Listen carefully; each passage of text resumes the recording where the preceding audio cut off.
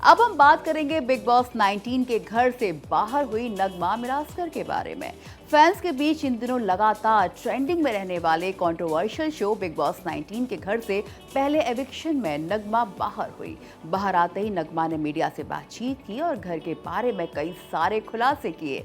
इस दौरान नगमा ने अमाल मलिक और अमाल के साथ तानिया के रिश्ते पर भी कई सारे राज खोले हैं।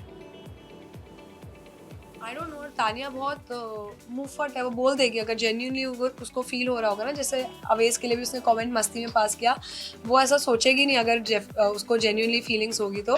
But I think more of that कि उसका फ्रेंडशिप वाला जो है, जो अमाल ने उसके लिए स्टैंड लिया था नॉमिनेशंस के टाइम, वो उसके वजह से अमाल से काफ़ी क्लोज है। बिकॉज उसको ऐसा लगा कि उसने बहुत स्ट्रांगली स्टैंड लिया है, तो वो उस वे में फिलहाल उसके साथ है। अभी आगे देखते हैं, मैं भी इंटरेस्टेड हूँ बाहर से देखने के लिए कि क्या होने वाला है उन दोनों का।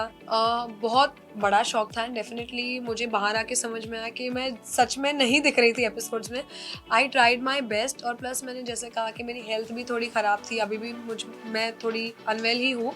बट अगर मैं बेटर होती तो इंशाल्लाह और बेटर खेल सकती थी। एंड एक चीज़ थी कि मैं ज़्यादा लाउड नहीं थी, मैंने सबके साथ बहुत सॉर्ट किया था चीज़ें, तो इसलिए मेरे जो भी झगड़े या जो भी मेरे कंसर्न्स थे वो टीवी वाले एपिसोड में इतने नहीं दिखाई दिए, लाइव में दिखाई दिए।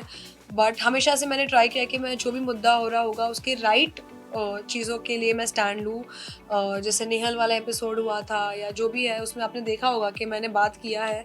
ऐसा नहीं है लोग बोल रहे हैं मैं बात ही नहीं करती हूँ, बट नहीं, मैंने काफ़ी कुछ किया है। हिंट पहले तो वो मुझे ऐसा लगा कि वो हमें फिर से मतलब बोल रहे कि बकल अप, मुझे नहीं लगा था कि मैं वही एपिसोड में बाहर हो जाऊँगी। बट मेरा जो जाना था वो डेफिनेटली अवेज के लिए एक शॉकर था।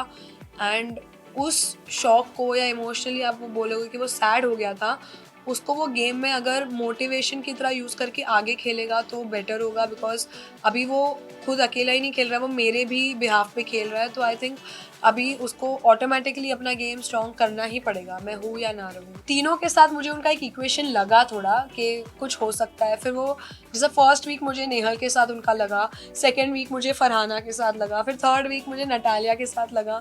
तो आई डोंट नो उनकी स्ट्रैटेजी है या वो ऐसे ही है। बिकॉज अभी रिसेंटली जब मैं निकल रही थी तब मैंने उनको वो टैग दिया था ऐसा मस्ती में, तो उन्होंने कन्फेस किया कि मैं रियल लाइफ में भी ऐसा ही हूँ। तो अगर वो स्ट्रैटेजी की तरह कर रहे हैं तो उनकी स्ट्रैटेजी होगी गेम की। सब अलग अलग स्ट्रैटेजी के साथ आगे बढ़ना चाहते हैं। बट अगर वो लव एंगल वाला बात, वो लव नहीं, उन्होंने ट्राई किया है कि एक कनेक्शन बना है वो किसी ना किसी के साथ। दोनों बहुत स्ट्रॉन्ग है, प्रणीत भी अच्छा खेल रहा है, बस वो थोड़ा आउटशाइन नहीं कर पा रहा है। बट आई थिंक नीलम भी, मुझे नीलम बेचारी ना पिस गई है। उसका वो जो गेम है ना, उसको लोग है ना बहुत इधर उधर कर रहे हैं। अगर वो खुद का खेलने लगी ना तो वो बहुत स्ट्रांग हो जाएगी। और भी पूछा था कि अवेश को किससे दूर रहना चाहिए, तो आई थिंक एक ही आंसर है मेरे पास, आप सबको पता ही चल गया होगा, वो है अमाल। बिकॉज बसीर का तो उसके साथ झगड़ा हो गया, बट अमाल का तो अवेश को अभी तक पता ही नहीं है, मुझे जो बाहर आके पता चला है। तो आई थिंक अमाल से उसको बच के रहना चाहिए। नहीं, मैं बिल्कुल भी अग्री नहीं करती हूँ कि मेरा गेम या अवेश का गेम हम दोनों की वजह से कम ज़्यादा हो रहा था। हम इंडिविजुअली खेल रहे थे, कपल की तरह तो खेल भी नहीं रहे थे। बिकॉज मैंने देखा है जब कपल बन के खेलते तो अपने रिलेशनशिप को अफेक्ट करता। तो हमने पहले ही हमारे माइंड को स्ट्रॉन्ग किया था दैट हम एक दूसरे के ओपिनियंस के बीच में नहीं आएंगे। एंड फरा मैम ने वो एक तरीके से बोला था, उनका ओपिनियन होगा, but I don't agree with that.